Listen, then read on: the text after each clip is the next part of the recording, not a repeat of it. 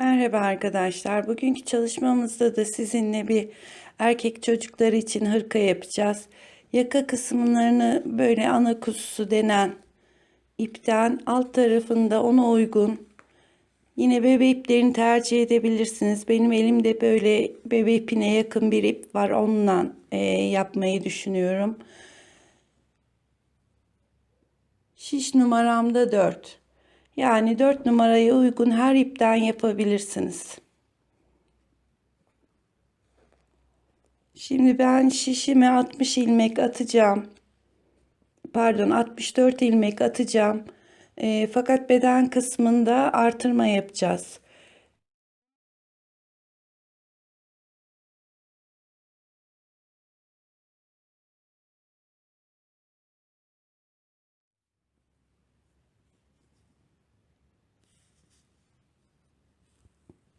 Şöyle şişime 64 tane ilmek atıyorum.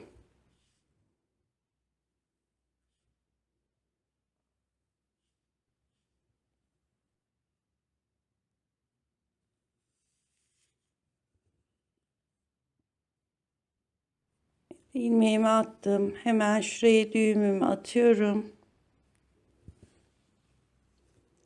Ve haraşo örgü olarak başlayacağız. Fakat bunda şöyle örerken şu ilmeklerinizi tam girdiğinize emin olun. Çünkü örmesi, bu kısmı örmesi biraz zor. Yani şunların tam içine girdiğinize emin olun. Çünkü ilmek kaçarsa takması biraz zor oluyor.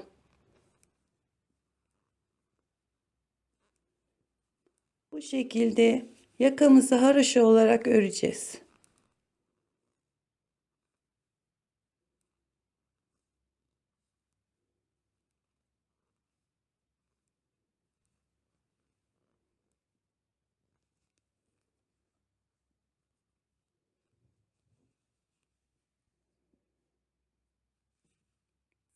Evet, arka tarafa geldim. Yine aynı şekilde devam ediyorum. Bu yaka ebatımız olana kadar bu şekilde bütün ilmeklerimizi örüyoruz. Yalnız dediğim gibi şu ilmeklere tam girdiğinizden emin olun.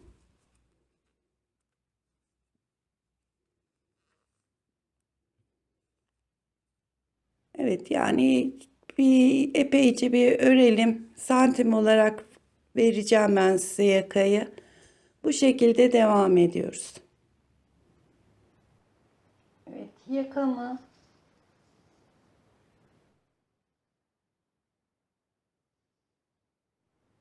12 santim kadar ördüm. Şimdi diğer ipimize geçeceğiz.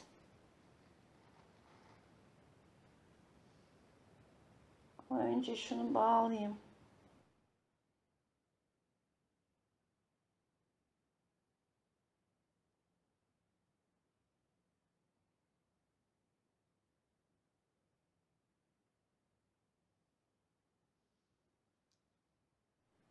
Ve bunu da kesiyorum.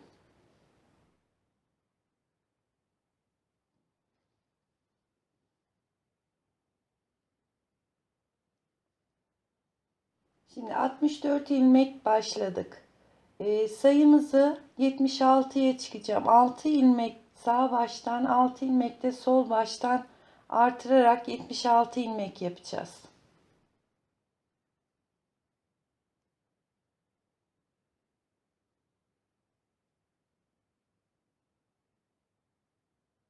Evet, şu iki ilmeğin arasına giriyorum.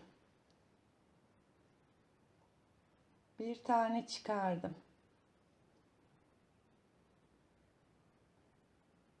2 3 4 5 ve 6. Şimdi yine haroşama devam ediyorum.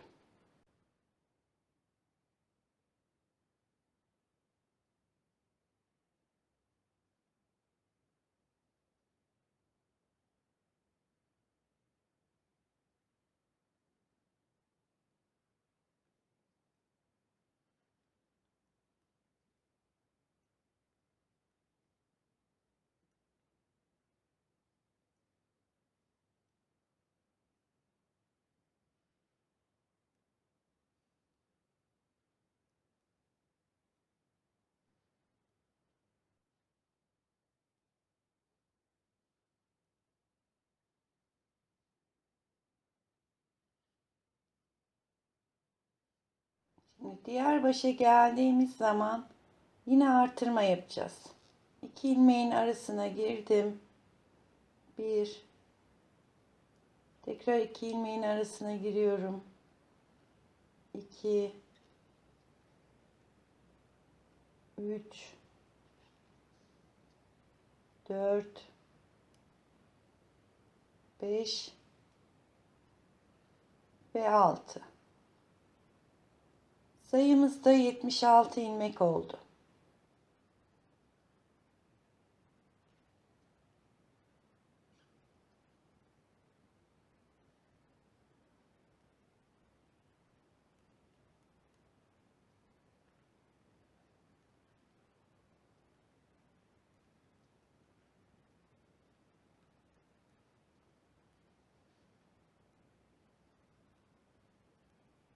Şimdi sıra başına geldim. Yine bir sıra daha haroşa yapacağım.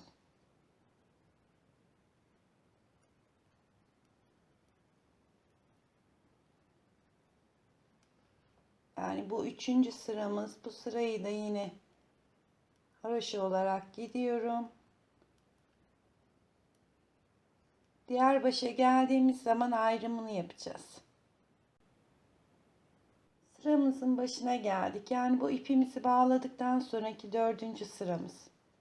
Bakın şu tırtıklı olan yer, burası düz olacak hırkamızın. Şimdi ayrımına başlıyoruz. Önümüz 13.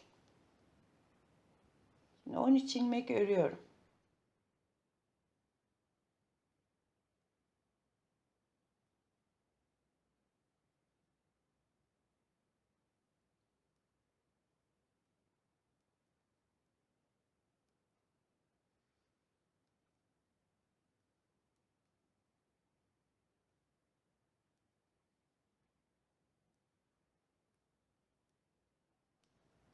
On üç ilmek ördüm.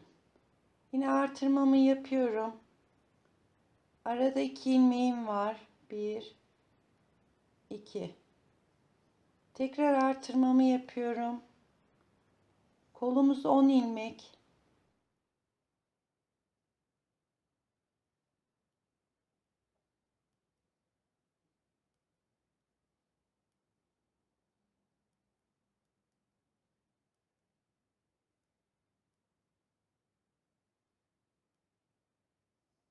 On ilmek kola ördüm.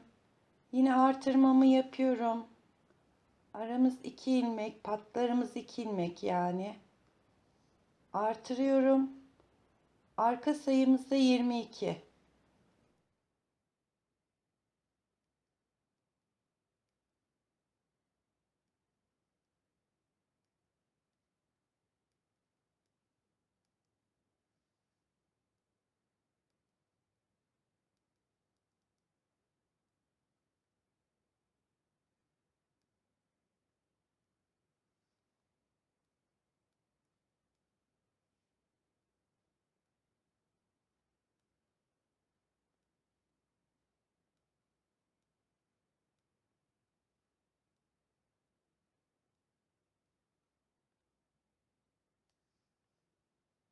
Yirmi iki ilmek ördüm. Yine artırıyorum. 2 ilmek örüyorum. Tekrar artırıyorum. Kola geldik. 10 ilmek örüyorum.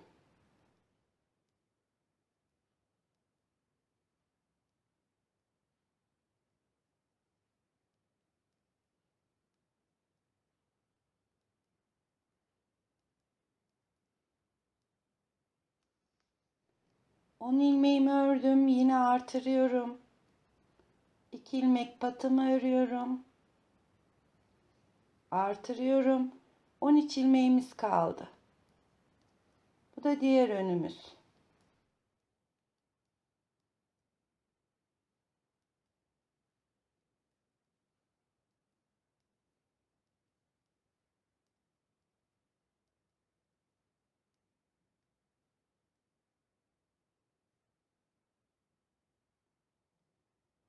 Şimdi arka tarafa geldik. Bu 13 ilmeği haroşa örüyorum.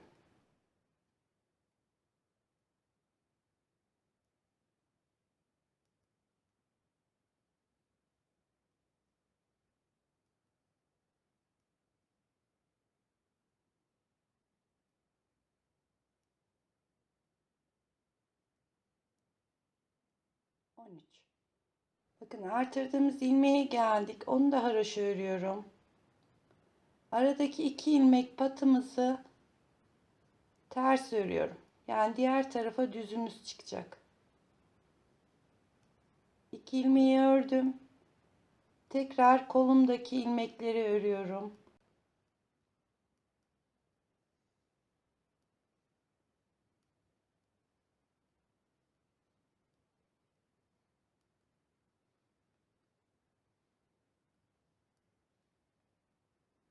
Artırdığım ilmeği de haroşa örüyorum. İpimi çeviriyorum. 2 ilmek ters. İpimi tekrar çevirdim. Arkadaki sayıları örüyorum.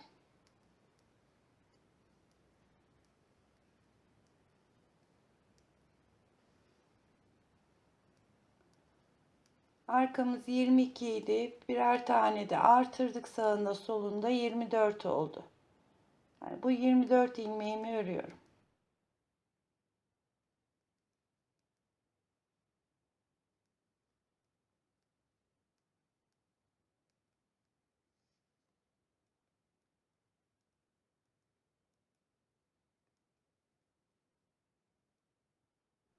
Artırdığım ilmeği de haroşa ördüm.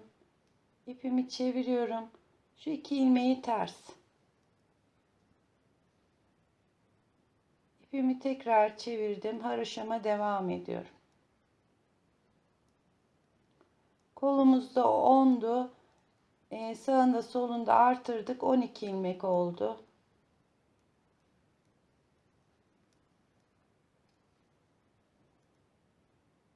Evet, artırdığım ilmeği örüyorum. İpimi çeviriyorum. Aradaki 2 ilmeği ters. Tekrar çeviriyorum. 13 ilmeğimiz vardı. Tek tarafta artırdığımız için önlerimiz 14 oldu.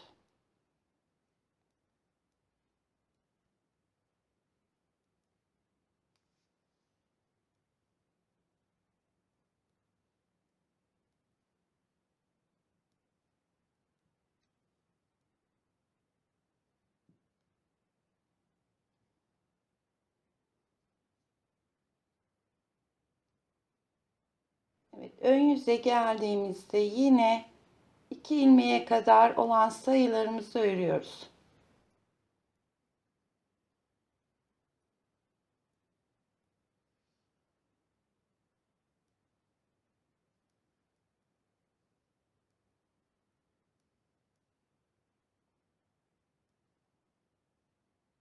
Bakın 2 ilmeğe geldim. Yine artırıyorum. 2 ilmeğimi ördüm. Yine artırıyorum. Kolumdaki 12 ilmeği örüyorum.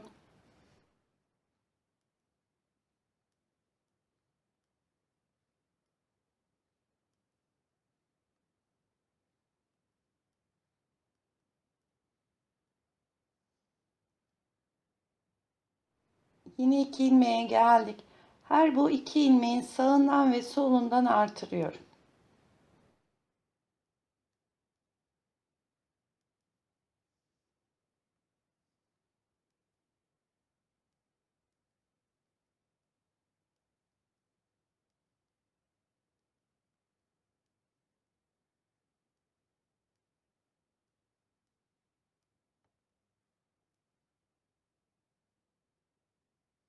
Şimdi arkadaki 24 ilmeğimi ördüm.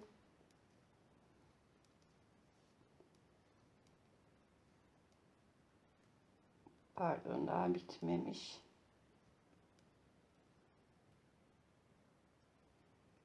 Evet, 2 ilmeğe geldim. Yine artırıyorum. 2 ilmeğimi ördüm. Artırıyorum. Koldaki 12 ilmeğimi örüyorum. Arkamız ve kollarımız ikişer ilmek artıyor her sırada. Önlerimiz tek ilmek artıyor.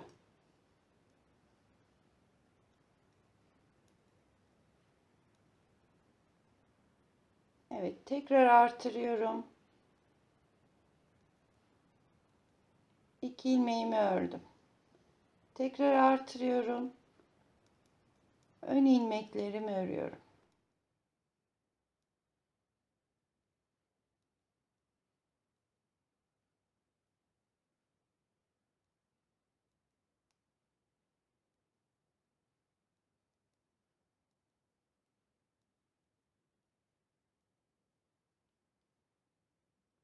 Arka tarafa geldiğimiz zaman bedendeki ilmeklerimizi hep haroşa örüyoruz. O aradaki patımızda olan 2 ilmeği de arka tarafta ters örüyoruz. Ön tarafa düzlü çıkacak.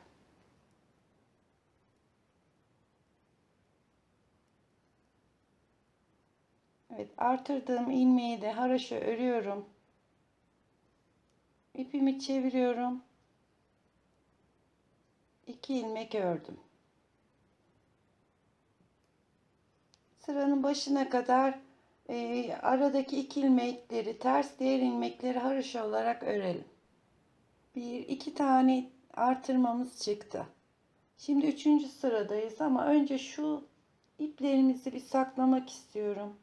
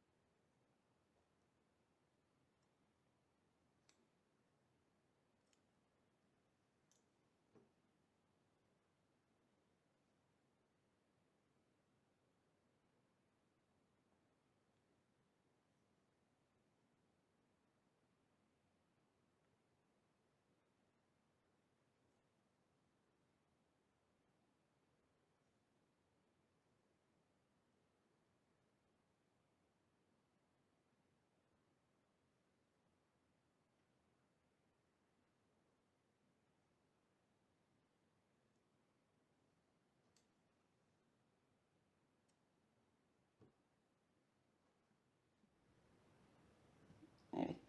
Şimdi 3. deliğe geldik. Bu erkek çocuklarına yaptığımız için sol taraf. Ben bu tarafta iliğimi açıyorum. Eğer kız çocuklarına yapacaksanız renklerini değiştirip diğer tarafta ilik açacaksınız. Şimdi 1, 2, 3 tane ördüm. Şimdi yanındaki bir ilmeği, 2 ilmeği aldım. Diğerinin üstünden geçirdim.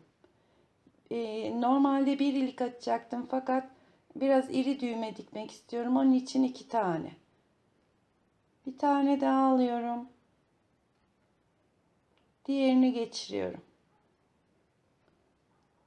Bakın 2 tane ilmeğimizi yok ettik. Artırıyorum. Pardon. Bir ilmek atıyorum. Bir ilmek daha. 2 tane de ilmeğimi attım yerine. Ve örgüme devam ediyorum.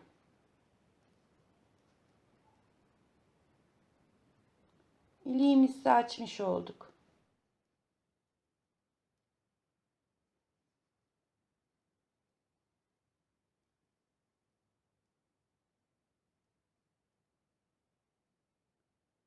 Artırıyorum. 2 ilmeğe geldik. Artırmamı yaptım. 2 ilmeğimi örüyorum ve tekrar artırma yapıyorum.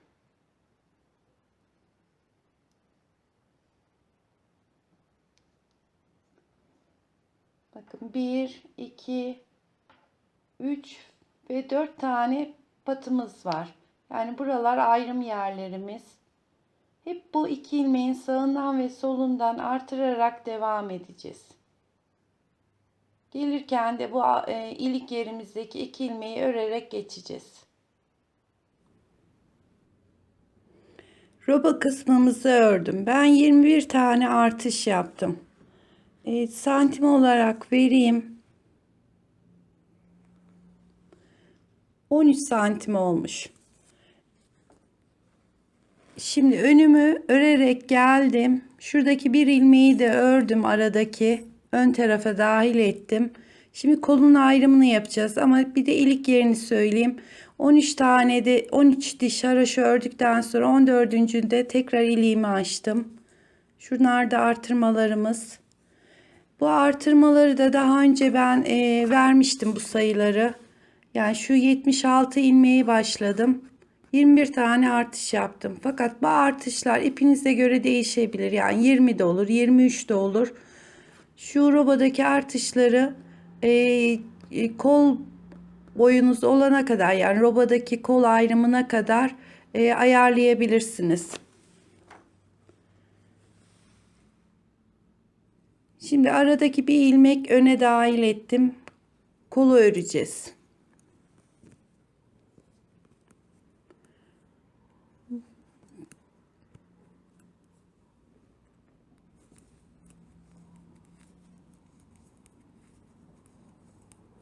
Haraşo olarak devam ediyorum. Artık artırmalarımız bitti.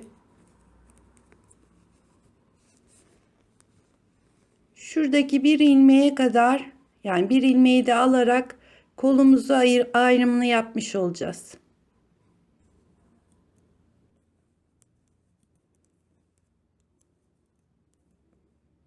Evet, arka ile kol ayrımın yerindeki iki ilmeğe geldim. Bunun birini alıyorum.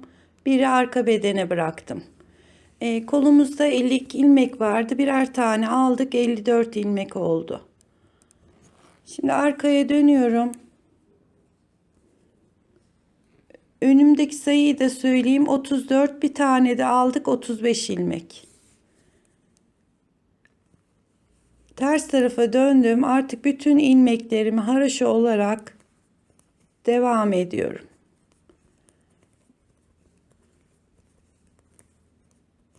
Kol ayrımımız olana kadar bu kol yerimizdeki ilmekleri öreceğiz. Sadece tek kolumuzu bitireceğiz. Daha sonra diğer kolumuza geçeceğiz. Bu şekilde kol boyumuz olana kadar devam ediyoruz.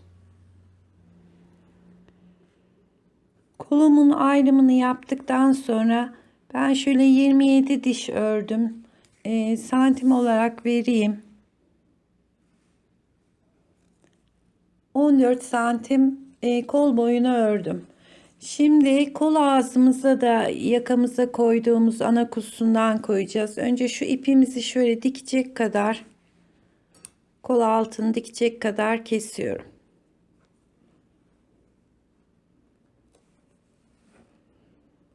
Şimdi diğer ipime geçiyorum.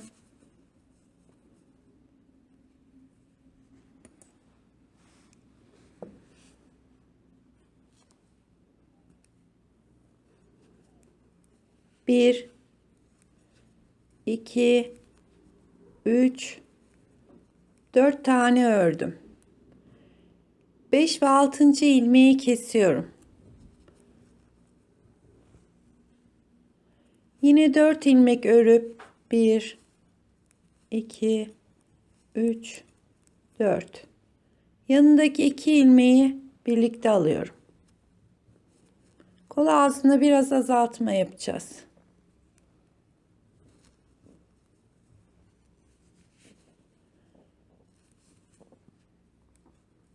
Bir, iki, üç, 4 ilmek ördüm. Yanındaki 2 ilmeği birlikte alarak kesiyorum.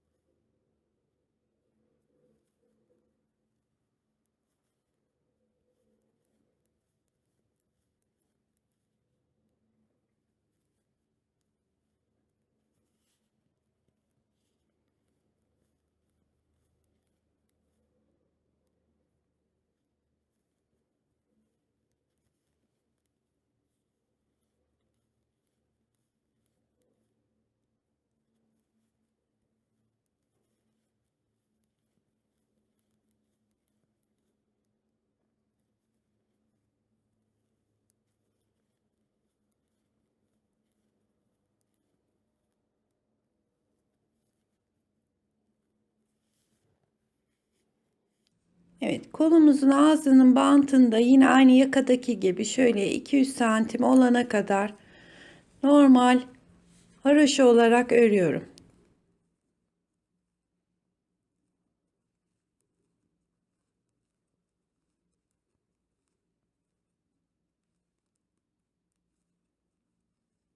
Bu şekilde bir kol ağzımızı örelim.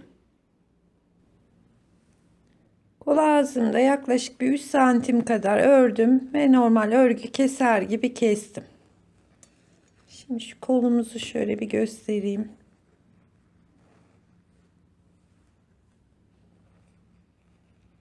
Yakamız da şöyle dönecek. Şimdi diğer kolu yapmak için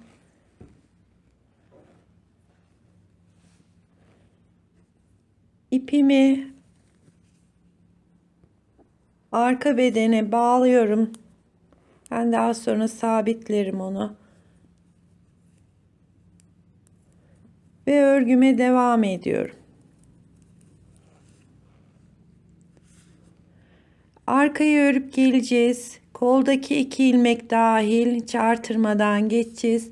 Ön ve koldaki şu 2 ilmeğin bir ilmeğine kadar haroşa olarak örüp geleceğiz.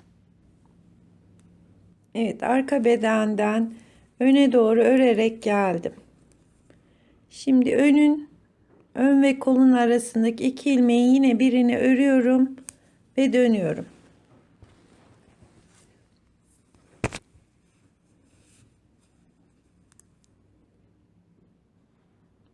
Diğer şişle öreyim de şu arasının ayrımını göstereyim. Şimdi yine haroşa olarak devam ediyorum.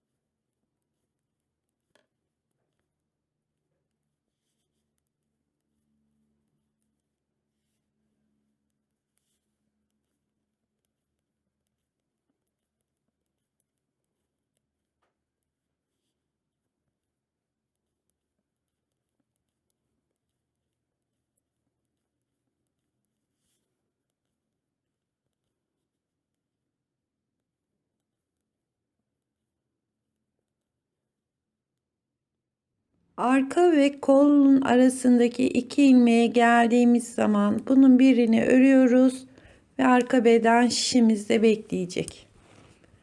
Evet, diğer kolu da ayırdık. Şimdi sadece bu kolu aynı diğer kol kadar yapıp bitireceğiz.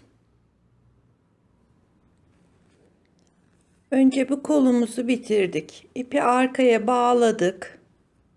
Örerek geldik ve diğer kolumuzu da bitirdik. Aynı sayıda yaptım.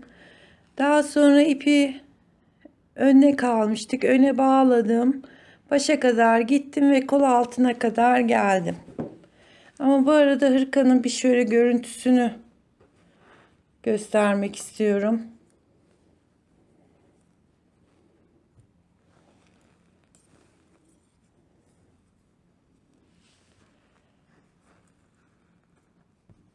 Bakın şimdi artık kollarımız ayrıldı.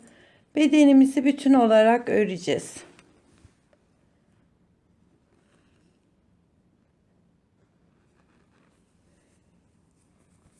Dediğim gibi ipi diğer önde bağladım, gittim ve geldim kol altına kadar. Şimdi arka bedene geçeceğim. Kol altında hiç artırma yapmayacağım çünkü yeterli ilmek sayım. Direkt arkaya geçtim. Hiç ilmek atmadım. Arkamdaki ilmekleri öreceğim ve diğer öne geçeceğim. Daha sonra da bedeni bir bütün olarak beden boyumuz olana kadar dümdüz haroşa olarak öreceğim. Yine etek ucuna da ana kusu ipimizden koyacağım. Bantını yapacağım.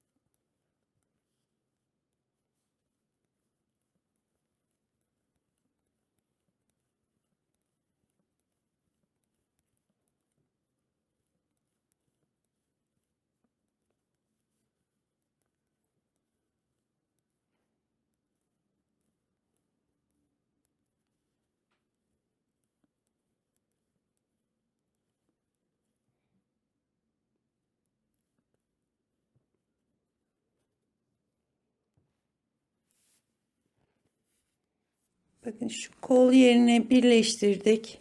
Arkayı ördük. Şimdi diğer koldan öne geçeceğiz. Tabii ben şunları ayrım pişine almıştım. Yine direkt geçiyorum. Hiç ilmek atmadan.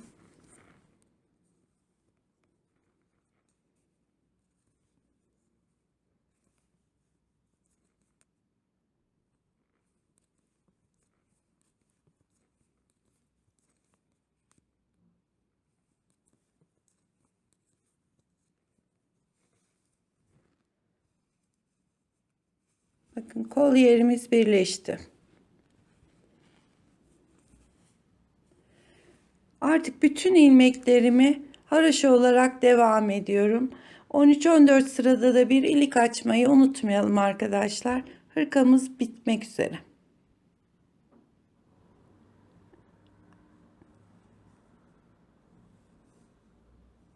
Bedenimi ördüm. Şimdi etek ucuna da yine ana kutusu ipinden koyacağız. Onun için şu ipimi şöyle saklayacak payını bırakıyorum. Kesiyorum.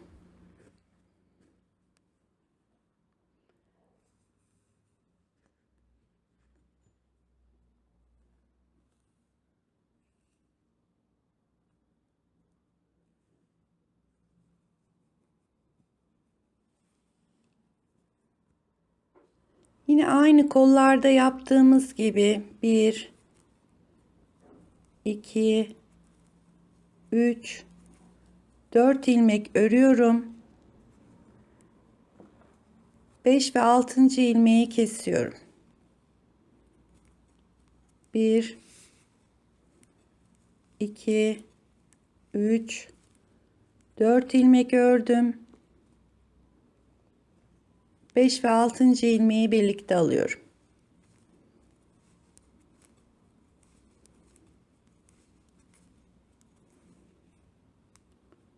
Yine etek ucunda da aynı kesme işlemini yapacağız. Sıranın sonuna kadar 4 ilmekte bir, yani 4 ilmek öreceğiz. 5 ve 6'yı keseceğiz. Daha sonra şu kalınlığını ne kadar istiyorsanız o kadar da bantını örüp bitireceğiz. Ben kollarda 5 kere gittim geldim. Yani 10 sıra ördüm ve kesme işlemini yaptım. Etek ucunu da aynı şekilde yapıp bitirelim.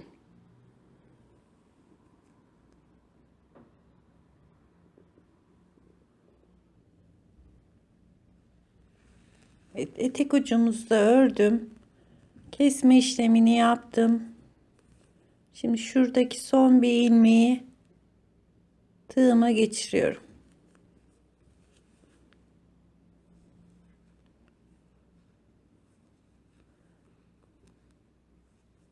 Şimdi şu hırkamızın ön kısmına sık iğne gibi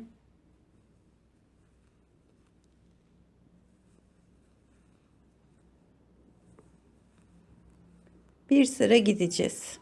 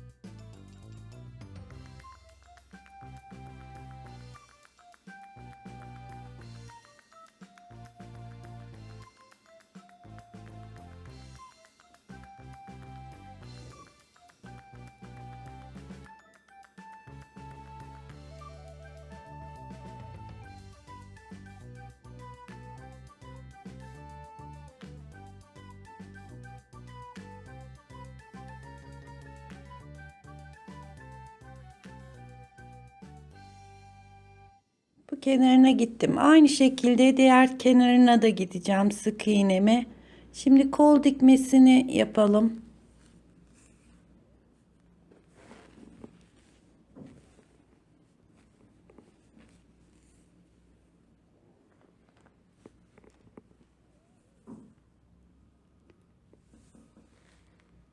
Önce şu kenarı, şu iplerimizi içeri alayım. Şunu saklayayım bir.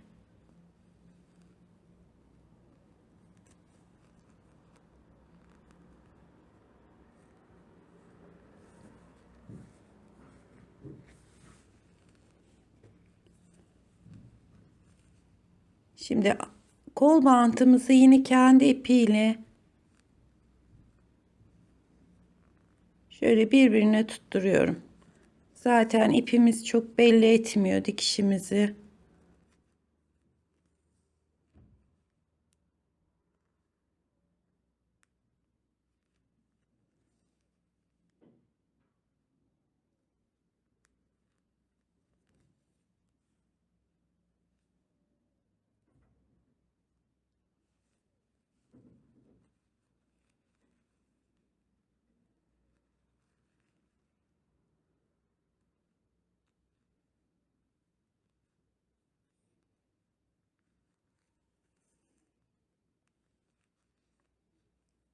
Şuradaki ipimizle de bunu sabitleyelim.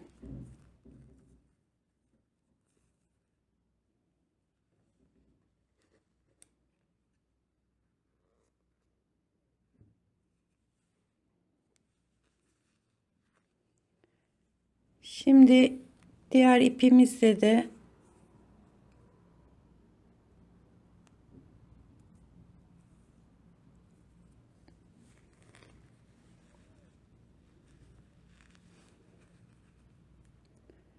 yine haroşayı her zaman diktiğimiz gibi bir o kenardan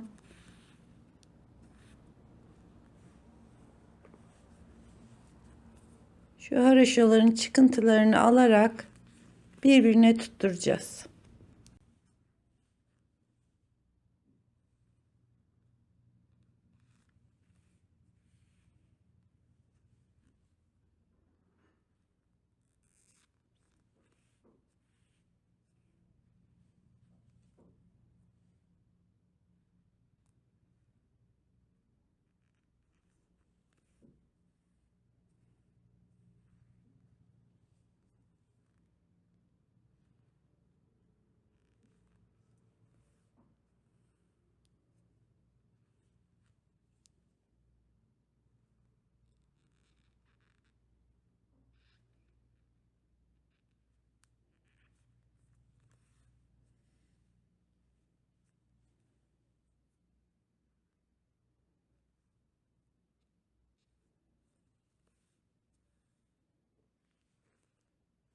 Evet, bu şekilde kol altımızda dikiyoruz.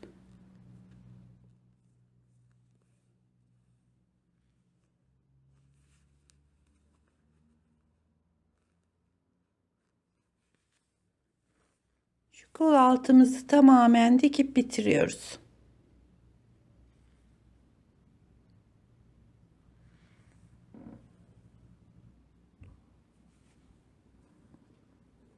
Evet, kolumuzun altının şu birleştirmesini de göstereyim. Şu iki düz ilmeğimiz var karşılıklı. Onları da birbirine ekliyoruz.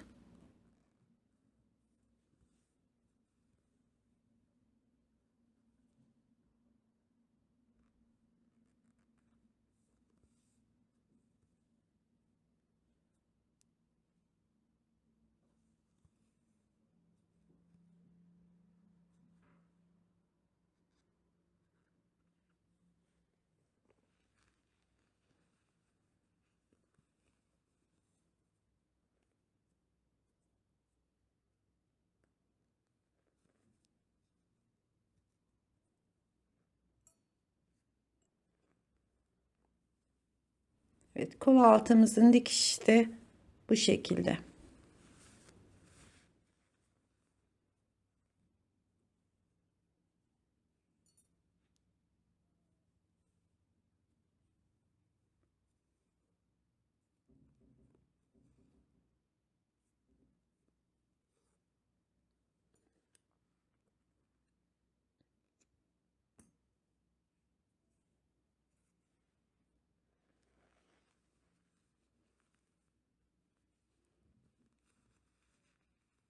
Evet, kollarımızı diktik.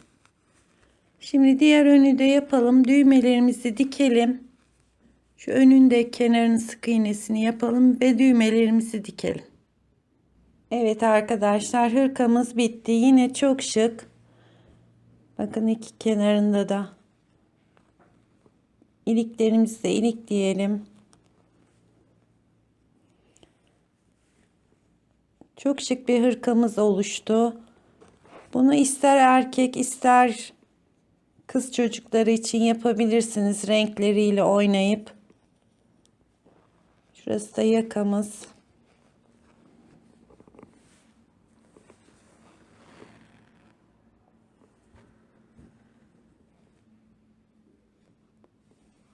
Evet, yapacak arkadaşlara kolay gelsin.